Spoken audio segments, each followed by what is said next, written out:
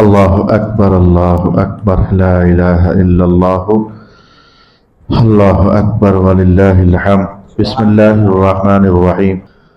اللہ تعالیٰ کے فضل اور اس کی رحمت سے آج کا عنوان ہمیشہ کی طرح اہم عنوان ہے۔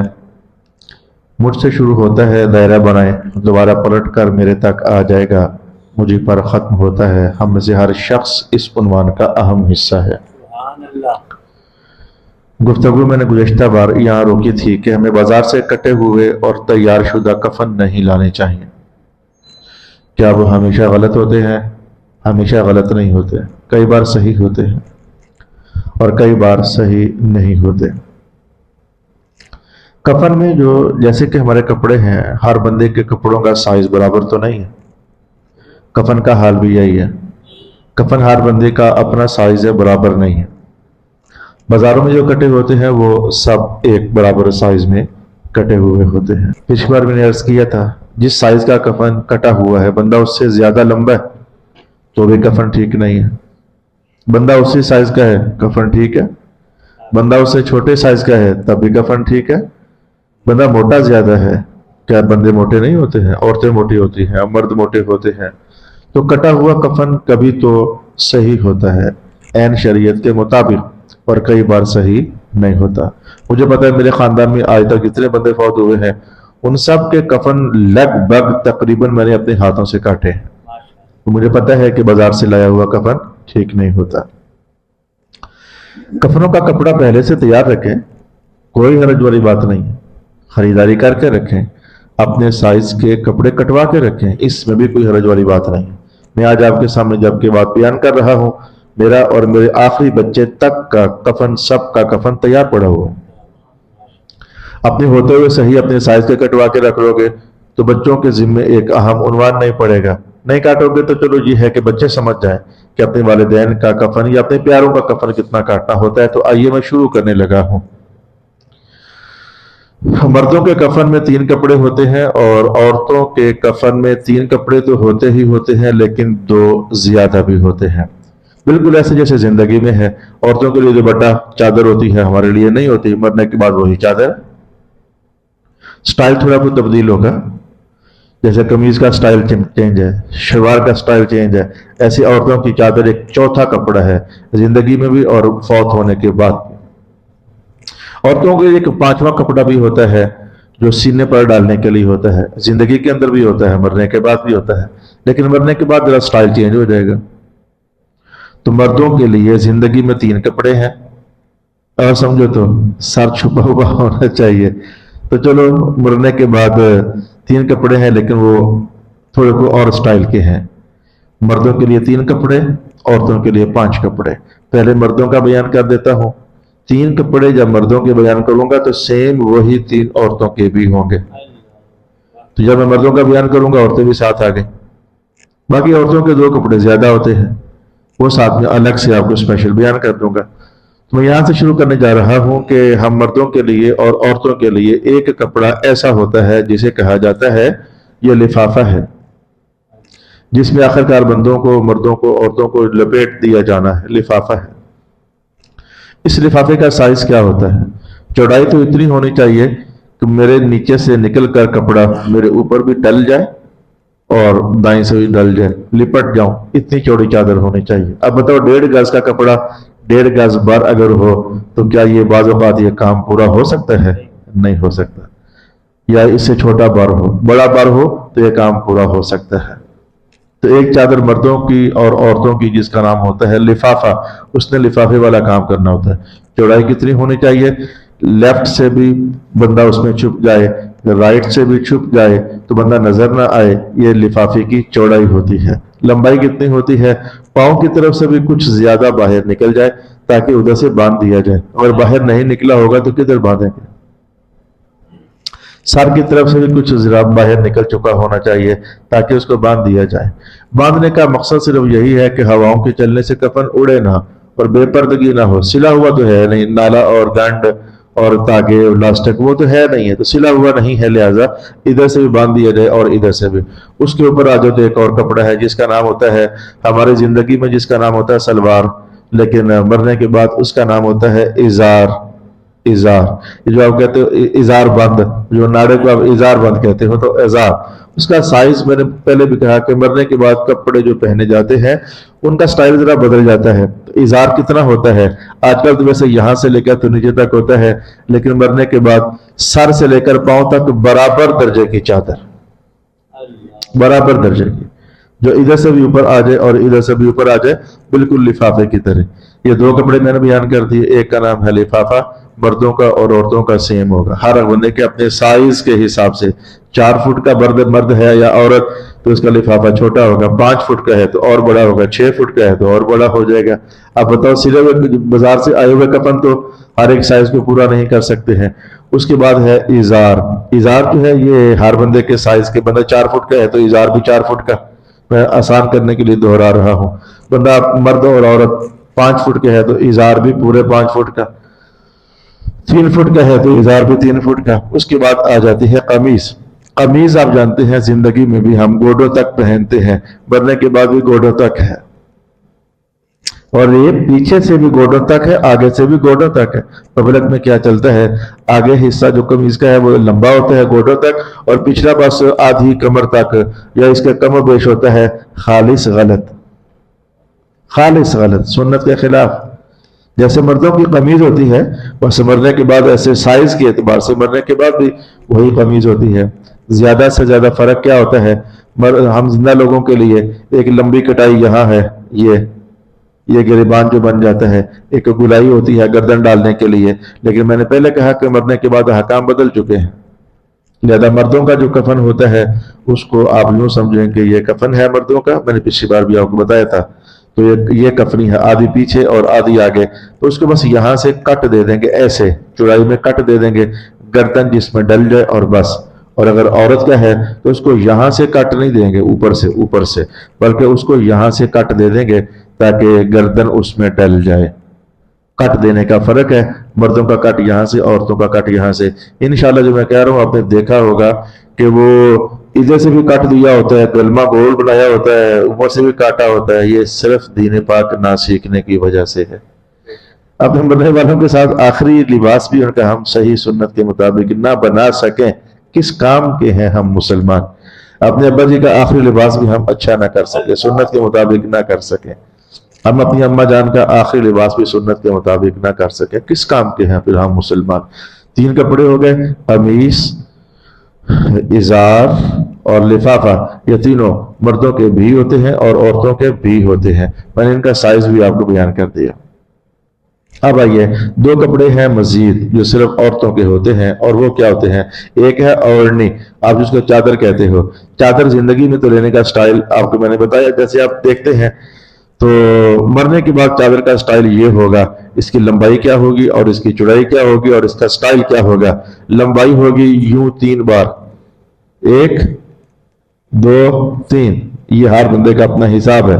3 बार औरत का जो बाजू बनता है, 3 बार इसको लंबा कर लो, और एक और। अब हमारा समझ गया 3 बार लंबा करने का।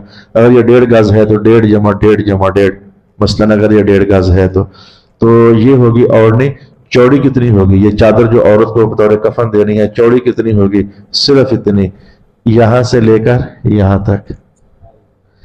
जैसे छोटे बच्चों का स्कूल का स्कार्फ होता है ना, वो कम सा चौड़ा पट्टी सी होती है, तो ये पहननी कैसी होती है, ये पीछे से लाकर ऐसे पहनानी होती है। मरने के बाद चादरों का स्टाइल ये है। कुंवारी बच्ची फौत हो गई है तो उसको सुर्ख चादर डाल देते हो, जैसे दुल्हनों को डालते हैं। बेमकसद काम किया, बल्कि नाराजगी का बायस आपने काम किया। रुपए का फायदा नहीं है, उल्टा नुकसान है कि हुजूर नाराज हो रहे हैं कि ये मैंने ऐसे तो नहीं कहा था। वो चादर लाल पहनाने से क्या शादी हो गई उसकी? अगर लड़का था और कंवारा था तो फौत हो गया, उसको दुल्हों वाला वो कुल्ला सा पहना देते हो। 1 रुपए का फायदा नहीं, 5 पैसे का फायदा भी नहीं है, 1 पैसे का फायदा भी नहीं है, बल्कि खिलाफ सुन्नत है। लिहाजा लगे हाथों तो आपने जान लिया कि कफन मर्दों का है तो उसमें जो भी है, बच्चा है कि जवान है कि बूढ़ा है, एक कुल्ला नहीं है। और कफन अगर औरतों का है तो उसके अंदर वो दुल्हनों वाली चादर नहीं है। एक और गलती भी है, हमारे लाहौर में पाई जाती है। मेरे खालू जान फौत हो गए तो मैं कफन फोन पर कटवाता तो रहा, लेकिन एक शय उन्होंने मुझसे पूछी भी ना। वो जब मैं वहां गया تو تب اسے کہتے ہیں کہ جی وہ پاجامے کا سائز بھی چیک کر لیں، وہ ہم نے وہ ڈال دیا ہوا ہے۔ میں کہا پاجامہ کون سا ہے جی؟ وہ جو ڈالنا ہوتا ہے جیسے شلوار ہوتی ہے ایسے انہوں نے پاجامہ سیا ہوا تھا۔ میں نے کہا پاجامہ تو نہیں ہوتا ہے جی، ہمیں تو کسی نے کہا تھا پاجامہ ہوتا ہے۔ میں نے کہا اتار دیجیے، پاجامے کا کیا تعلق ہے؟ پاجامہ تو احکام زینت سے ہے، اس وقت احکام زینت تو ختم ہو چکے ہیں۔ آپ نے پچھلے سبق پڑھے نہیں تھے کہ میت کو تو سر کے بالوں میں کنگھی بھی نہ کرو، اس کے ناخن بھی نہ کاٹو، اضافی مونچھیں بھی نہ کاٹو، جسم کے اضافی بال بھی نہ کاٹو، بس اس کو اللہ کے حوالے کر دینا ہے۔ تو پھر پاجامہ میں نے ان کا ختم کروایا کفن میں سے، تو کفن میں پاجامہ نہیں ہے۔ ابھی تک جو میں نے بحث، اب ہاں ایک اور چیز رہ گئی عورتوں کے لیے، اس کا نام ہے سینہ بند۔ زندگی میں سینہ بند کا سٹائل اور ہوتا ہے، مرنے کے بعد سینہ بند کہاں سے لے کر کہاں تک ہوگا۔ چادر میں نے بتا دی کہاں سے لے کر کہاں تک ہوگی، اوڑھنی جسے کہتے ہیں بتا دی، چوڑائی اور لمبائی میں نے بتا دی۔ سینہ بند کہاں تک ہوگا، یعنی سمجھو کہ سینے کے اوپر سے شروع ہونا ہے، اور یہ ہونا بھی سب سے اوپر ہے، سب سے اوپر، یعنی سمجھو کہ ایسے ڈال دینا ہے عورت کو، سینے کے اوپر سے شروع ہوتا ہوتا ہوتا ہوتا ہوتا ناف تک چلا جائے تو یہ تو جائز ہے، اور اگر رانوں تک چلا جائے تو بہت ہی اچھا ہے۔ سبحان اللہ، تو اوپر جا کر کے تو پھر ادھر سے بھی ایسے ہلکا سا نیچے فولڈ ہو جائے گا، اور ادھر سے بھی نیچے ہلکا سا فولڈ ہو جائے گا۔ عورتوں کے سینہ بند کی کیفیت مرنے کے بعد یہ ہوتی ہے۔ زندگی کے کپڑوں کا نظام ہی اور ہے، اور وہ لوگ بعض یہ تنبیہانہ لطیفہ کرتے ہوئے کہتے ہیں وہ شیخ، ایسے کسی کو مخاطب، شیخ صاحب اتنے پیسے کیا کرنے ہیں، کفن کو کون سی کوئی جیب ہوتی ہے، یعنی وہ ایسے اشارت کر رہے ہوتے کہ ساتھ لے کے تو جا نہیں سکنا ہے، تو جیبیں شیبیں کالر شالر بٹن وٹن یہ زندگی کے معاملات ہیں۔ مرنے کے بعد یہ ساری باتیں نہیں ہیں۔ 5 کپڑے عورتوں کے میں نے آپ کو بیان کر دیے ہیں، 3 کپڑے مردوں کے میں نے آپ کو بیان کر دیے ہیں۔ اگر کبھی لگی ہاتھوں یہاں رک کر کے میں آپ کو مسئلہ بتا دوں، مسلمانوں کے اندر آفت عام آ جائے، وبا پھیل جائے، جہاد کثیر ہو جائے، کافروں نے حملہ کر دیا، مسلمان کٹ کٹ کر وہ گر رہے ہیں، بے شمار مسلمان، جیسے وہ کورونا کے زمانے میں شور شرابے ہوئے تھے، یا جیسے کہ اس وقت فلسطین میں ہو رہا ہے، لاشوں کی لاشیں ہیں، کپڑا تھوڑا پڑ گیا، کپڑا پورا نہیں ہو رہا، اتنا کپڑا کہاں سے لائیں؟ تو اس حالت میں پھر یہ ہے، اس میں بھی حضور نے سنت دے رکھی ہے۔ جناب عباس رضی اللہ تعالی عنہ جب آپ کا انتقال ہوا تو حضور پاک علیہ السلام کے چچا جان ہے، تو اس وقت ایک ہی چادر میسر تھی، اور وہ بھی اتنی تھی اگر سر چھپاتے تو پاؤں ننگے ہو جاتے، اور اگر پاؤں چھپاتے تو سر ننگا ہو جاتا۔ تو جب اس طرح کی مجبوری کی حالت ہوتی ہے تو اس وقت جتنا مل گیا شکر الحمدللہ، زیادہ سے زیادہ کم از کم شرمگاہ تو چھپ جائے نا، باقی جتنا مل گیا تو شکر الحمدللہ، یہ تو مجبوری کی حالت ہے۔ اب آئیے میں آپ کو بتانا چاہتا ہوں کہ کفن پہنانا کیسے ہوتا ہے، کون سی شے کہاں رکھنی ہوتی ہے، اس میں ترتیب کیا ہوتی ہے، ترتیب کیا ہوتی ہے۔ تو غور سے دیکھیے، سمجھو کہ یہ میرا موبائل ہے، یہ میت ہے، تو سب سے نیچے ہم بچھائیں گے لفافہ، مردوں کی بات پہلے کر لیتا ہوں، سب سے نیچے بچھائیں گے لفافہ۔ اور یہ مسائل تقریباً ایسے ہیں کہ اب جو میں کہنے جا رہا ہوں تقریباً مسلمانوں کو پتہ ہی ہے، یہ نہیں ہے کہ نہیں پتہ ہی ہے۔ اب میرے علم میری ترتیب میں چونکہ امانت ہے، میں نے آپ کو بتانا ہے، سب سے نیچے بچھا دیں گے چارپائی کے اوپر لفافہ، اس کے اوپر بچھا دیں گے بڑا دھیان رکھتے ہوئے کہ گڑبڑ نہ ہو جائے، رکھنے میں چادر رکھنے میں کہ گڑبڑ نہ ہو جائے، اس کے اوپر بچھا دیں گے ازار، اور اس کے اوپر بچھا دیں گے آدھی قمیض۔ آدھی اس لیے کہ بھئی بندے کو لٹا کر باقی آدھی اوپر لے کر آنی ہے نا، یہ اس لیے آدھی قمیض۔ تو سب سے پہلے ہم نے قمیض کو نیچے سے نکالا ہوا تھا، سر ڈال کر کے تو پرو دیا بندہ، تو قمیض پہنا دی گئی جو کہ گھٹنوں تک ہونی ہے، میں نے آپ کو پہلے بھی بتایا ہے۔ اس کے بعد آ جائے گا ازار، پہلے کھبے پاسے سے چادر ڈال دی جائے گی، لپیٹ دی جائے گی توڑ، پھر سجے پاسے سے ڈال دی جائے گی، اور آخر میں آ جائے گا لفافہ، پہلے کھبے پاسے سے اوپر ڈال دیا جائے گا اور پھر سجے پاسے سے اوپر ڈال دیا جائے گا۔ مردوں کا معاملہ تو ہو گیا بہت آسان۔ یہ طریقہ ہے مردوں کے کفن پہنانے کا۔ عورتوں کے کفن پہنانے کا طریقہ کیا ہے؟ باقی تھا یہ اتنا طریقہ تو وہی ہے، سب سے نیچے ڈالیں گے ازار، لفافہ، اس کے اوپر ڈالیں گے ازار، اس کے اوپر ویسے ہم نے مردوں کے لیے رکھی تھی کفنی، غور سے اگر یاد رکھ سکتے ہو تو یاد رکھ لو، رکھنی یہاں بھی کفنی ہے، آدھی نیچے باقی آدھی اوپر۔ تو کفنی کے فوراً نیچے نا وہ عورتوں کا جو ہوتا ہے اوڑھنی، کفنی کے نیچے اور ازار کے اوپر اوڑھنی رکھنی ہے، تاکہ آدھی، تاکہ جو ہی قمیص پہنا دی جائے تو وہ اوڑھنی بھی ساتھ ہی اوپر سے ڈال دی جائے۔ اللہ کرے کہ یہ ترتیب آپ کو یاد رہ جائے، میں نے ایسے آپ کو بتایا ہے، قمیص پہنائی جائے تو ساتھ ہی نیچے سے لا کر اوپر تک وہ اوڑھنی بھی ڈال دی جائے، اور طریقہ اس کا ایسے لے کر تو بکر مارنا نہیں ہے، طریقہ اس کا پیچھے سے آئے گی وہ اوڑھنی اور ایسے اوپر تک چلی جائے گی، کانوں کی لو تک میں نے کہا۔ اگر اس سے کوئی تھوڑی بہت چوڑائی میں بڑھ جاتی ہے تو کوئی اتنی بڑی قیامت نہیں آئے گی، لیکن جیسے ہیوی چادر ہوتی ہے زندگی والی وہ مراد ہی نہیں ہے، وہ اس میں شامل نہیں ہوگی۔ 4 کپڑے عورتوں کو پہنا دیے جا چکے ہیں۔ سب سے پہلے ہم نے قمیص پہنا دی، اس کے اوپر اوڑھنی آ گئی، اس کے بعد ازار لپیٹ دیا، اور اس کے بعد لفافہ لپیٹ دیا، لہرائی ہو رہی ہے آپ کی۔ تو پھر آخر میں ہم نے ڈالنا ہے عورتوں کا سینہ بند، اور سینہ بند میں نے آپ کو پہلے کہا کہ سیدھی سی چادر ہوتی ہے جو سینے کے اوپر سے لے کر تو نیچے جاتی جاتی جاتی رانوں تک ہوتی ہے، جب ڈال دی تو ادھر سے بھی نیچے کر دی جائے اور ادھر سے بھی نیچے کر دی جائے۔ اب کیا کیا جائے، وہ جو 3 تنیاں ہوتی ہیں اسی کپڑے سے کاٹی گئی ہوتی ہیں، ایک سینٹر سے باندھ دی جائے تاکہ یہ کپڑا نہ اڑے، ایک ادھر سے باندھ دی جائے سر کی طرف سے اور ایک پاؤں کی طرف سے باندھ دی جائے۔ یہ وہ بات ہے جس کو کسی صوفی شاعر نے فرمایا ہے، جد بجیاں کفن دیا تنیاں یہ رولے پتہ نہیں ادھر مقصن جدھر بجیاں کفن دیا تنیاں، کوئی اس طرح کا شعر ہے۔ یہ میں نے کپڑا عورتوں کے کپڑے 5 پہنانے کا طریقہ بیان کر دیا، اور جو چیز کپڑوں میں نہیں ہے کفن میں نہیں ہے میں نے آپ کے لیے وہ بھی بیان کر دی۔ کفن بیان کرنے کے بعد اب میں متفرق مسائل، بکھرے بکھرے مسائل جو آپ لوگوں کی طرف سے میرے پاس پہنچتے رہتے ہیں ذرا وہ بیان کرنے لگا ہوں۔ مثلا کفن کا کپڑا کیا نیا ہی ہونا چاہیے؟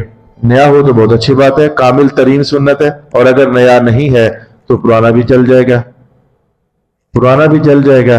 پرانا چلنے پر کیا دلیل ہے؟ جناب حضرت ابو بکر صدیق رضی اللہ تعالی عنہ کا جب آخری وقت آیا، جناب ام المؤمنین عرض کرنے لگی، ابا حضور آپ کے لیے کفن کا بندوبست کر دیا جائے۔ کہا بیٹی نیا کپڑا زندہ لوگ پہنے، ہمیں کیا لگے اب نئے کپڑوں سے، لہذا آپ نے کہا کہ مجھے پرانا ہی جو میرا پرانا کپڑا ہے مجھے ڈال دو، تو ڈال دیا گیا۔ سب صحابہ کو اس بات کا پتہ تھا، اسے کہتے ہیں اجماع صحابہ، سب صحابہ کا اس بات پر اجماع ہو گیا کہ کفن کا کپڑا پرانا بھی ہو تو چل سکتا ہے، لیکن دھلا ہوا ہونا چاہیے، پاک صاف ستھرا ہوا ہونا چاہیے۔ اور ویسے بھی شکر الحمدللہ کہ پرانا کپڑا بھی چل سکتا ہے، وگرنہ مجھ جیسے لوگ جنہوں نے اور بھی کئی ہوتے ہیں جنہوں نے اپنے کفن تیار کر رکھے ہیں تو پتہ نہیں میں نے کب کرنا ہے، اس وقت تک اسے پکا ہی پرانا ہو چکا ہوتا ہے، چونکہ جائز ہوتا ہے، ایسا کوئی حرج والی بات نہیں ہوتی، نیا کپڑا بھی چل سکتا ہے اور پرانی چادریں بھی چل سکتی ہیں۔ کلر کپڑا کیا چل سکتا ہے؟ ویسے اللہ کا شکر ہے آج تک میری زندگی میں کوئی ایسا واقعہ سامنے آیا نہیں ہے کہ لوگ کو اتنے ہی گرے ہوئے تھے، غریب تھے کہ ان کے پاس سفید کپڑا بھی نہیں تھا، آج تک کوئی واقعہ ویسے پیش آیا نہیں ہے۔ لیکن اگر واقعہ پیش آ جائے تو کفن کے پیسے نہیں ہیں، نئے کپڑے بھی نہیں، وائٹ پرانے بھی نہیں پڑے ہوئے ہیں چادریں، تو جس رنگ کا میسر ہے ڈالا جا سکتا ہے۔ سب سے بڑا مطلوب یہ ہے جسم چھپنا چاہیے، تو لہذا وہ کسی بھی شے کے ساتھ چھپ جائے تو مقصد جو ہے وہ پورا ہو جاتا ہے۔ تو لہذا کلر کپڑا بھی چل سکتا ہے، یہ صرف جائز ہے کہ جائز نہیں ہے یہ آپ کو یہ بات بیان کی ہے، اعلیٰ ہے کہ اعلیٰ نہیں ہے۔ اعلیٰ تو وہ ہے جو حضور نے فرمایا، اور جو کاٹن یا لٹھا جو ہم نے پہننا ہے مرنے کے بعد اس کی ویلیو کی بہت زیادہ مہنگی نہیں ہونی چاہیے اور نہ بہت سستی ہونی چاہیے۔ اس کے لیے معیار یہ رکھا گیا کہ عام طور پر جب بندہ کسی خوشی کے مقام پر جاتا ہے تو جس طرح کا لباس زیب تن کر کے جاتا ہے تو بس اسی طرح کا کفن اس کو دے دیا جائے۔ آپ اسے کہہ سکتے ہیں یہ تو مرنے کی بات ہے، یہ خوشی کی بات تو نہیں ہے۔ اس پر علماء کرام نے بات ارشاد فرمائی، اس سے بڑی خوشی والی بات کیا ہے؟ جیسے جہاز نیچے اتر رہا ہوتا نا مدینے یا مکہ، تو اندر ہی ادھر میں ماشاءاللہ کام قریب ہو گیا ہے، تھوڑی کو سمجھ آئی خوشی کا احساس؟ ماشاءاللہ کام قریب ہو گیا ہے۔ میں کہتا ہوں جہاز کو چھوڑ دو، اس سے بڑی خوشی والی بات کیا ہے؟ تھوڑی دیر رہ گئی ہے حضور کی زیارت ہونے والی۔ یہ کوئی آپ یہ نہ سمجھیں کہ خطیب صاحب نے کوئی خطابت کا رنگ دکھایا ہے، یہ کوئی اس طرح کی بات نہیں ہے۔ میں آپ کو حدیث کے الفاظ بتاتا ہوں۔ رسول پاک صلی اللہ علیہ وسلم ارشاد فرماتے ہیں، الموت تحفۃ المؤمن۔ آج مجھے شبیر شاہ صاحب یاد آ رہے ہیں، سید شبیر شاہ صاحب یہ ادھر خان جو ہوتے تھے اللہ ان کے درجوں میں اضافہ فرمائے، وہ ہر مجلس میں یہ حدیث پکی سناتے ہوتے تھے الموت تحفۃ المومن، ان کا لہجہ بھی مجھے یاد ہے، الموت تحفۃ المومن، ایسے ماشاء اللہ پڑھتے ہوتے تھے محبت سے۔ تو موت مومن کے لیے تحفہ ہے، تو تحفہ ہونے کا معنی یہی ہے آخرت کی جتنی بھی روحانی اور جسمانی نعمتیں ہیں وہ مرنے کے بغیر ملتی نہیں ہیں، اس لیے کہا کہ موت تحفہ ہے، یہ جو ہے اس میں داخل ہو جاؤ گے ساری نعمتوں کے دروازے اللہ تعالیٰ کھول دیتا ہے۔ آج میرے پاس جو مسئلہ آیا ہے، میں نے کہا نا میرے پاس جو مسائل آتے ہیں وہ آپ لوگوں سے متعلق ہی ہوتے ہیں۔ ہماری مسجد کی انتظامیہ ہے، ان میں سے ایک صاحب ہیں، تو حالیہ بارشوں میں مسئلہ انہوں نے مجھ سے آج پوچھا، کل بھی بارش ہوئی، پرسوں بھی بارش ہوئی تھی، ان کا کوئی مسئلہ خراب ہو گیا، ان کا کوئی ذاتی قبرستان ہے، تو ان کے کسی کی قبر میں وہ کہنے جائیں ہم گئے تو پانی قبر بھری ہوئی ہے پانی سے، ہم کیا کریں؟ تو میں نے کہا آپ بھائی کچھ بھی کر لیں، جو آپ کو لگتا ہے کہ جیسے ہم سیفٹی کر سکتے ہیں، قبر کی صفائی کر سکتے کریں، اور یہ میت کا حق ہے کہ اس کو صاف ستھری جگہ پر دوبارہ صاف کر کے رکھا جائے۔ کتنے صحابہ ہیں کہ جن کی قبروں کو کھولا گیا اسی بنیاد پر کہ اندر ہی اندر سے پانی جو ہے وہ قبروں کے اندر داخل ہو سک رہا تھا۔ تو آپ قبر کھولیں، مگر ٹھیک ہے قبر کھولیں گے تو کرنا کیا ہوتا ہے؟ میں کچھ بھی نہیں، پانی نکال کر باہر کر دیں، جس طرف سے پانی آنے کا امکان تھا یا لگتا ہے کہ آیا ہوگا اس علاقے کو ذرا سیو کر دیں مزید، اور جنازہ دوبارہ پڑھنا ہے، میں کہا جنازہ ایک ہی بار ہوتا ہے وہ دوبارہ نہیں پڑھنا، کہنا کفن دوبارہ دینا ہے، میں نے کہا جی وہ پہلے والا جو ہے نا، اگر تو اب چونکہ پانی لگ کر گندا مندا مٹی کیچڑ بن گیا ہوگا تو اس کو دوبارہ دھو کر خشک کر کے لگانا لمبا کام ہے، تو آپ ان کو کفن دوبارہ دے دیں۔ تو کہنے لگا وہی طریقہ، میں کہا وہ طریقہ اب نہیں، وہ جو طریقہ کار ہوتا ہے وہ ایک ہی بار ہے، وہ 3 کپڑے یا 5 کپڑے، تو کہنے لگے پھر کیا کریں؟ میں کہ ایک ہی کپڑے میں لپیٹ دیں۔ تو کہنے لگا اگر بندہ اندر ہوا ہی نہ تو انہوں نے مجھ سے تفصیل سے پوچھ لیا، وہ ہوتا یہ ہے کہ کئی لوگوں کا جسم مٹی کھا جاتی ہے اور کئی لوگوں کا جسم نہیں کھاتی ہے، یہ دونوں باتیں رسول پاک علیہ السلام نے بیان فرمائی ہیں۔ نبیوں کا جسم سر فہرست ہے، حضور فرماتے تھے ان اللہ حرم علی الارض، اللہ نے زمین پر حرام کر دیا ہے کہ نبیوں کا جسم کھائے، کہ نبیوں کے مبارک جسموں کی جو برکات جس وجود میں چلی جاتی ہیں، یعنی وہ قرآن کا حافظ ہوتا ہے، یہ اصل میں جو وجود نبوت کی برکات ہے، یا جو عالم دین ہوتا ہے اصل میں تو یہ وجود نبوت کی برکات ہے، تو پھر یہ برکات جس وجود میں چلی جاتی ہیں ان کے لیے بھی اللہ تعالیٰ ان کے جسموں کو مٹی نہیں کھاتی۔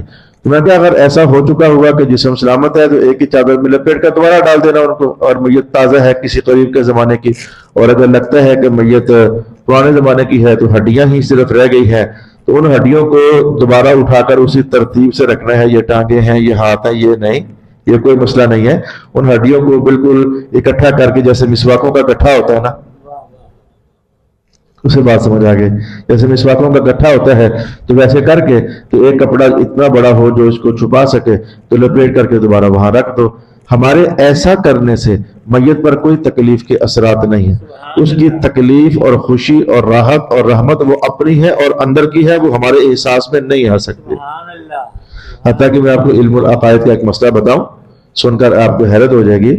ایک کافر بندہ اسے جنگل میں شیر نے کھا لیا، ایک مسلمان بندہ اسے سمندر میں گرا فوت ہو گیا، مچھلیاں کھا کر پرزے پرزے وہ لید بن کر پتہ نہیں کہاں کہاں بکھر گئے۔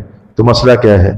کافر کے اجزاء جہاں بھی پڑے ہوئے ہیں اللہ تعالیٰ اس کی روح کا تعلق ان اجزاء کے ساتھ جوڑے گا، تو مرنے کے بعد کا جو عذاب ہے ہر ذرہ جہاں بھی پڑا ہوا ہے اس کو برابر محسوس ہوگا۔ اور میت مسلمان ہے، اللہ کے یہاں قابل بخشش ہے، تو بھلے اس کو مچھلیاں کھا جائیں، بھلے اس کے پرزے پرزے ہو جائیں، وہ پرزے پرزے جہاں بھی پھیلا ہوا ہے تو اس کی روح کا اللہ باقاعدہ تعلق قائم کرتا ہے، اور تعلق قائم کرتے ہوئے پھر وہ ساری تاثیر رحمت ان تک پہنچتی ہے۔ اور اگر جلدی سمجھنا چاہتے ہیں تو میں آپ کو یوں بتا دیتا ہوں، بعض باتیں ادھر ادھر کی مثالیں مقصد کو جلدی سمجھا دیتی ہیں، ایک پنکھا یہ ہے، ایک یہ ہے، ایک یہ ہے، ایک یہ ہے، لیکن جو ہی بٹن دبائیں گے تو ادھر کی بجلی کی تاثیر سب میں آ جاتی ہے۔ جلدی سمجھ آ گئی نا؟ سب میں وہ تاثیر آ جاتی ہے۔ جب بجلی کٹ جاتی ہے تو پچھلی تاثیر ساری کی ساری رک جاتی ہے۔ بالکل میں یہ نہیں کہتا کہ بالکل ایسے، اس سے کئی گنا بہتر طریقے سے۔ اللہ تعالیٰ اس بات پر قادر ہے کہ بندہ، تو لہٰذا یہ بات میں نے کہی کہ اگر ہم گٹھے کی صورت میں ان ہڈیوں کو رکھ دیتے ہیں دوبارہ، تو ایسا کرنے سے میت پر کوئی تکلیف نہیں ہے. اس کی تکلیف اور خوشی اندر کھاتے ایسی ہے جسے ہم محسوس نہیں کر سکتے اور میت باقاعدہ محسوس کر رہی ہوتی ہے. یہ ایک اور چیز میں نے آپ کی خدمت میں عرض کر دی ہے. میں نشان لگا کر لایا ہوں جو آپ کی طرف سے مشہور ترین سوالات کفن دفن کے متعلق ہوتے ہیں. آج کا جو بنیادی اور بڑا اور میجر مسئلہ تھا وہ میں نے بول دیا ہے. مرد کے کتنے کپڑے ہوتے ہیں، سائز کیا ہوتا ہے، عورت کے کتنے کپڑے ہوتے ہیں اور سائز کیا ہوتا ہے، پہنانے کی ترتیب اور طریقہ کار کیا ہوتا ہے. جو بڑا مسئلہ تھا وہ میں نے آپ کے لیے بول دیا ہے. اور میں ایسے ہی ایک اور بات آپ کے لیے عرض کروں، یہ واقعہ زندگی میں کئی بار ہو چکا ہے جو اب بولنے لگا ہوں. حالانکہ جو میں نے پہلے بولا ہے یہ بھی زندگی میں کئی بار ہو چکا ہے. اس بار تو میں خود پتہ نہیں کہاں جا رہا تھا، تو میں اکیلا ہی تھا. میرے دل میں قبرستان کے پاس سے گزرا، میرے دل میں ہوا کہ میں ذرا قبرستان کے اندر سے ہو کر جاتا ہوں، 2 آیتیں پڑھ لیتا ہوں. اللہ توفیق دیتا ہے تو ایسا کر لیتا ہوں. میں قبرستان میں داخل ہو گیا تو میں نے خود دیکھا کہ قبر اندر پانی سے آدھی بھری ہوئی ہے. میں نے دکھ کا اظہار کیا کہ لگتا ہے کہ اس غریب کا پیچھے یا تو کوئی ہے نہیں ہے، اور اگر ہے تو اس کو شعور نہیں ہے. میرا والد ڈوب رہا ہے، میں اس کو آ کر تو سنبھالا ہی دے دوں. ایسے لوگ بھی ہوتے ہیں بیچارے، ان کے باپوں کی قبر ڈوبی رہتی ہے، میت اندر ڈوبی رہتی ہے، ان کی ماؤں کی قبر پانی سے بھر جاتی ہے. ان کو احساس ہی نہیں ہوتا کہ ہم جا کر کے تو ان قبروں کو، کم سے کم جو نوجوان یہاں بیٹھے ہوئے ہو، معلوم نہیں کہ بیٹا آپ لوگ پہلے جاؤ گے یا آپ کے والدین پہلے جائیں گے. جو پہلے جائے نگرانیاں کرنی ہے، نگرانیاں کرنی ہے، ڈیوٹیاں دینی ہے، خدمتیں کرنی ہے. مرنے کے بعد بھی ماں باپ کی خدمت ہوتی ہے. یہ رسول پاک علیہ الصلوۃ والسلام نے فرمایا ہے. ان کی قبروں پر حاضر ہو کر دعا کرنا، یہ سمجھو کہ مرنے کے بعد باقاعدہ ان کی خدمت ہے. اچھا، جیسے یہ مسئلہ بہت زیادہ ہے، ہر سال برسات میں کوئی نہ کوئی قبر ڈوبی ہی ہوتی ہے. کئی قبریں ڈوبی ہوتی ہیں. کئی جگہوں سے سوالات میرے پاس تقریباً ہر سیزن میں برسات میں آتے ہیں. تو اب کبھی ادھر کا مسئلہ ہو جائے تو بس آپ لوگوں نے پھر مجھ سے بار بار پوچھنا نہیں ہے، شروع کر دینا ہے جو آپ کو بتایا دیا ہے. میں ایک مسئلہ آج کل بھائی خان بنا ہوا ہے، 5 دن ہو گئے میں بتا کے تھکا ہوا ہوں. کبھی کوئی پوچھ لیتا ہے، کبھی کوئی، یار تم لوگ کیوں اپنے مقررہ خطیب سے پوچھتے؟ میں بھی اس کو بتا کے فارغ ہوا ہوں. سوری سر جی. میں کہا سوری کیا؟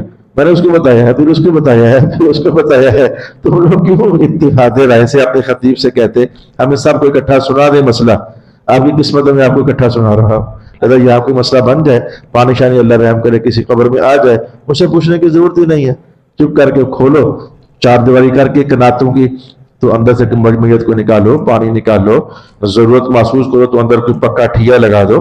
اگر ضرورت محسوس کرو تو ٹھیا لگا دو. ایسی صورتحال میں ٹھیا لگانا جائز ہے آپ کے لیے. سیمنٹ لگا دو، کھڈے شڈے بالکل بند کر دو تاکہ پانی وانی اندر نہ آئے، تو اللہ کے حوالے کر دینا. جب بندے کو علم آ گیا تو پھر اس کے بعد بات ختم ہو گئی. اس لیے تو مجھے آپ نے بلایا ہے اور آپ کو بتا رہا ہوں. ایسے ہی جو اب مسئلہ بتا رہا ہوں یہ بھی بہت زیادہ واقعہ ہوتا ہے. یہ مسئلہ کیا ہے؟ ہم نے یہ قبر کھودی. یہ مسئلہ ان قبرستانوں میں زیادہ ہوتا ہے جو شہر کے قدیمی قبرستان ہوتے ہیں اور جگہ ان میں ختم ہو چکی ہوتی ہے، پھر بھی سب کا دل یہی ہوتا ہے کہ ادھر ہی جائیں. جیسے کہ وہ جو اسکول کے پیچھے والا قبرستان ہے، پروفیسر صاحب کے اسکول کے پیچھے والا جگہ فل ہو چکی ہے، پھر بھی کئی لوگ چاہتے ہیں کہ ادھر ہی ہم میت کو دفنائیں. تو پھر اب ہوتا یہ ہے کہ جو پہلے سے اوپر سے جو مٹی برابر ہو گئی، پر بندہ تو اندر ہے نا. جب کھودتے ہیں تو اندر سے ہڈیاں نکل آتی ہیں. تو پھر وہ کہتے ہیں کہ اب ان ہڈیوں کا کیا کرنا ہے؟ کیا جنازہ دوبارہ پڑھنا ہے، غسل دینا ہے، کفن دینا ہے؟ کچھ بھی نہیں. وہ جو تھا وہ ہو چکا ہے. اب ان ہڈیوں کو صرف لیں اور اکٹھا کر کے، جیسے میں نے پہلے کہا، تو ایک کپڑے میں لپیٹ کر کے ساتھ رکھ دیں. اب اگر یہ ہڈیوں والا نیک ہوگا تو اس کی برکت سے اللہ نئے آنے والے کو معاف کرے گا. سبحان اللہ، سبحان اللہ. اور اگر جو نیا آنے والا ہے یہ نیک ہوگا، اس کی وجہ سے ہڈیوں والے بابے کو اللہ معاف کر دے گا. اور اس کا ثبوت قرآن حکیم سے ہے. غور سے سمجھنے کی کوشش کر لینا. رب کائنات نے جناب یوسف علیہ السلام کی زبان پر یہ دعائیہ کلمات جاری فرمائے تھے، توفنی مسلما والحقنی بالصالحین. اے میرے اللہ تعالیٰ مجھے حالت اسلام میں وفات دینا. یہ امت کو سمجھانے کے لیے دعا کر رہے تھے. پورا نبی تو اے ایمان ہوتا ہے. تو مجھے حالت اسلام میں ہمیں رب کائنات نے کہا وَلَا تَمُوتُنَّ إِلَّا وَأَنْتُمْ مُسْلِمُونَ، اسلام کی حالت ہی میں مرنا. ہمیں تو یہ کہا گیا. تو آپ نے دعا کی اے اللہ مجھے حالت اسلام میں موت دینا اور مرنے کے بعد الحقنی بالصالحین نیکوں کے قریب قریب مجھے جگہ دینا. سبحان اللہ. تو یہاں سے فوراً سمجھ آتی ہے کہ نیکوں سے قریب ہونے میں فائدہ ہے تو دعا کروائی جا رہی ہے نا. اگر فائدہ نہ ہو تو دعا نہ کروائی جاتی. دنیا میں حضور کا ایک فرمان آپ کو سناتا ہوں اطلب الجار قبل الدار. گھر بنانا ہو تو پہلے پڑوسی چیک کرو کیسے ہیں. تمہارا کیا ہے کہ دنیا کے جو پڑوسی ہوتے ہیں ان کا بھی فائدہ ہوتا ہے اگر اچھے ہوں اور ان سے بھی نقصان ہوتا ہے اگر برے ہوں. تو میاں دنیا کا پڑوسی ہے یا آخرت کا پڑوسی ہے ان کا فائدہ تو ہوتا ہے. اچھے ہوں تو بھی پڑوسی کو فائدہ ہو جاتا ہے اور برے ہوں تو پڑوسی کے لیے پریشانی کچھ تو بن جاتی ہے. اگرچہ عذاب تو ادھر کا ادھر نہیں آتا لیکن یہ کیا کہ ہر وقت آگ ہی لگی ہوئی ہے. کیا اللہ تعالیٰ رحم فرمائے. اچھا ہونے کا فائدہ تو قرآن پاک سے ثابت ہے. پڑوسی کے برا ہونے کا وہ ذہنی ٹینشن وینشن جو ہے وہ ہو سکتی ہے تو ہوگی. یہ میں نے آپ کے لیے بیان کر دیا. زندگی میں کئی بار ایکسیڈنٹ ایسے ہو جاتے ہیں کہ بندہ پرزے ہو گیا. یہ پچھلے سال ادھر گلانے موڑ کے پاس کسی بچی کا ایکسیڈنٹ ہوا تھا. تو اس وقت میرے کچھ رشتہ دار وہاں سے گزر رہے تھے. وہ کہہ رہے تھے ہم نے خود دیکھا کہ بچی کا دیکھتے ہی دیکھتے وہ کئی ٹکڑوں میں تقسیم ہو گئی بچی. کوئی بڑی گاڑی اوپر سے گزر گئی ہوگی. اب اس کو پکڑ کر غسل دے کر کے تو یوں نہیں کرنا ہوتا جیسے باڈی ہوتی ہے تو ویسے جوڑو ایلفیاں لگا کر کے ایسے نہیں کرنا ہوتا. وہ ختم ہو گیا. کیا اس کا کتنا کو وہ چورا اور گارا اکٹھا کرو گے, گوشت کا قیمہ کتنا کو اکٹھا کرو گے. تو وہاں بھی یہی بات ہے کہ کفن کا یہ پراپر جو سسٹم ہے وہاں پھر یہ نہیں چل سکتا, چل ہی نہیں سکتا. کفنی ہونے کا معنی خاتم ہو گیا. کون سی کفنی تو کون سا ایزار تو کون سا. پھر ایسی جو ڈیڈ باڈیز ہوتی ہیں تو ان کے لیے بھی بس کوئی کپڑا لے کر تو غسل دے دو کر تھوڑا ہی ہوتا ہے. غسل کیا دینا ہے ایسوں کو, تو بس وہ لپیٹ کر کے تو ان کو اللہ کے حوالے کر دیا جاتا ہے. یہ بھی میں نے آپ کو لگے ہاتھوں بیان کر دیا. تو یہ ایکسیڈنٹ کیسا بھی ہو, جلنا بھی ایکسیڈنٹ ہی ہوتا ہے, ڈوبنا بھی ایکسیڈنٹ ہی ہوتا ہے. تو ایسے ہی حادثہ کسی بھی رنگ کا ہو جسے ٹوٹ گیا بس بات ختم ہو گئی. جہاز کریش ہو جاتا ہے. کوئی بم قریب بلاسٹ ہو گیا تو بندوں کے پرزے ہو جاتے ہیں. جو پرزے ملے بس ٹھیک ہے اللہ. کئی بار ان ایسے موقعوں پر یہ بھی ہو جاتا ہے اپنی طرف سے بوگیاں اکٹھی کرتے ہیں لیکن پتہ نہیں ہوتا کہ یہ اسی کی ہے یا کسی اور کی ہے. اس موقع پر ایسا بھی ہو جاتا ہے. بس ان کو اکٹھا کر کے ان کے لیے بتانے کا مطلب یہ بات بحث میں لانے کا مدعا کیا ہے کہ ان ایسے کیسز میں کفن کی جو پراپر صورتحال ہے یہ ختم ہو جاتی ہے. اور میں آپ کو اس پر میں بتا دیتا ہوں شریعت مطہرہ کی اور بھی کئی باتیں ہیں. میں ابھی بچوں کو چند دن پہلے بھی یہ مسئلہ دہرا رہا تھا, پڑھا چکا تھا کہ دیکھو وضو کے کتنے فرض ہوتے ہیں, 4. چہرہ دھونا, دونوں بازو دھونا. آپ کو سمجھ آ رہی ہے. تو ایک دن میں نے ایک بچے سے کہا کہ اگر 3.5 فرض ہو تو پھر وہ کہتا یہ کیسے ہو سکتا ہے. میں نے ایک بندے کا بازو نہیں ہے تو پھر آپ بتاؤ کہ بازو ہی نہیں ہے تو وہ کس کو دھوئے. اگر دونوں بازو نہیں ہے تو وہ کس کو دھوئے. میں نے خود مدینہ شریف میں ایک بندہ دیکھا, پتہ اس کا سائز کیا تھا, اتنا. نہ اس کے بازو سے نہ ٹانگیں تھیں. میں اللہ کی قدرت میں حیرت میں اس کو کافی دیر تک کھڑا دیکھتا رہا. اس کو جہاں رکھ دیا جاتا وہ ادھر ہی ہے, بس زیرو, یہاں سے بھی زیرو, یہاں سے بھی زیرو. اب ایسے بندے کے لیے کیا وہ وضو کے احکام ہوں گے. وہ چہرہ دھو تو بس بات ختم ہو گئی. تو جیسے دنیا میں بندہ فنا سا ہو جائے تو کافی سارے احکام ختم ہو جاتے ہیں, تو مرنے کے بعد بھی بندہ فنا سا ہو جائے تو ادھر کے بھی احکام ختم ہو جاتے ہیں. تو پھر اس کے لیے اس طرح کے کپڑے کی صورتحال کفن کی نہیں رہتی ہے. بچے کے کفن کا حال بھی یہی ہے کہ جیسے مردوں کا اور عورتوں کا ہوتا ہے. تو باقی اگر بچے کے لیے کچھ کم کپڑا بھی ڈال دیا جائے کوئی بات نہیں, گزارا چل جاتا ہے. ہیجڑا, یہ جو خنثی ہوتا ہے اس کا کیا مسئلہ ہوتا ہے, اس کے کفن کا کیا مسئلہ ہے, جنازے کا کیا مسئلہ ہے. تو بس جن کا وہ ہوتا ہے نا, جس فیملی کا وہ ممبر ہوتا ہے, ان کو اس بات کا پتہ ہوتا ہے کہ یہ زیادہ عورت ہے یا پھر یہ زیادہ مرد ہے. اللہ پاک نے عام طور پر تو ایسا ہی رکھا ہوتا ہے, زیادہ مرد ہے تو وہ مردوں کے حکم میں چلا جائے گا ہیجڑا, اور اگر زیادہ وہ عورت کے باڈی پارٹس وغیرہ ہیں تو وہ عورتوں کے حکم میں چلا جاتا ہے. بعض ہیجڑے بڑے مشکل احکام پیدا کر دیتے ہیں, انہیں کہتے ہیں خنثی مشکل. ان کے دونوں باڈی پارٹس ہوتے ہیں لیکن بہت کم, نہ ہونے کے برابر. ڈاکٹر صاحب اس طرح کا ہیجڑا ہمیں بڑا تنگ کرتا ہے. وراثت کا جب مسئلہ بناتے ہیں نا اس طرح کے بندے کا, ہوتے تو کم ہے, تو ان کی وراثت کا مسئلہ سب سے اوکھا ہوتا ہے. ایک بار اس کو مرد شمار کر کے تو تقسیم کی جاتی ہے، ایک بار اس کو عورت شمار کرو پھر تقسیم کی جاتی ہے، پھر ان میں سے جو تھوڑا ہوتا ہے وہ دے دیا جاتا ہے، اور باقی جو ہوتا ہے اس کا پھر کیا کرنا ہے، اچھے خاصے آپ لوگ پریشان ہو جاتے ہیں کہ اس کا کیا کریں۔ تو چلو شکر ہے، ویسے وراثت کے حوالے سے کبھی کسی ہجرے کا مسئلہ آج تک میرے پاس آیا نہیں، حالانکہ ہوتا ہے، ہم مسلمانوں نے پتہ نہیں اس مخلوق کو اٹھا کر کدھر پھینک دیا ہوا ہے۔ اور میں خوش قسمت آدمی ہوں، میں ایک بار اپنی مسجد کی انتظامیہ سے کہا، یار میں نے عورتوں کو دیکھا میرے سامنے سے داخل ہو کر مسجد میں داخل ہوئی ہیں، تو کہنے لگے ساتھی وہ عورتیں نہیں تھیں، آپ سمجھ گئے ہیں نا؟ میں نے کہا اچھا یہ آتے ہیں ادھر؟ کہنے ہاں جی آتے ہیں۔ میں کہا اگر چلو وہ ہی صحیح، تو ان کے بھی تو اپنے احکام ہیں، یہ کہاں کھڑے کیے جائیں گے؟ کہنے لگے جی ہم نے سیکھا ہوا آپ سے، ہم نے ان کو جو اوپر والا گنبد ہے نا اس کے اندر جگہ دے رکھی ہے، تم یہاں نماز ادا کرو۔ اوپر ایک گنبد ہے اس کے اندر 15-20 بندے کھڑے ہو جاتے ہیں۔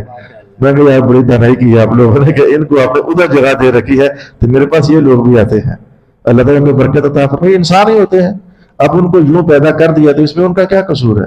تو ان پر احکام تو جاری ہوں گے، زیادہ وہ مردوں والے ہیں تو مردوں والے احکام، زیادہ مسئلہ عورتوں والا ہے تو عورتوں والے احکام جو ہیں وہ ان کے لیے جاری ہو جاتے ہیں۔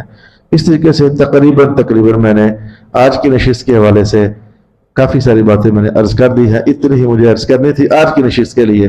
اللہ تعالیٰ میرا اور آپ کا حامی و ناصر، وآخر دعوانا ان الحمد للہ رب العالمین۔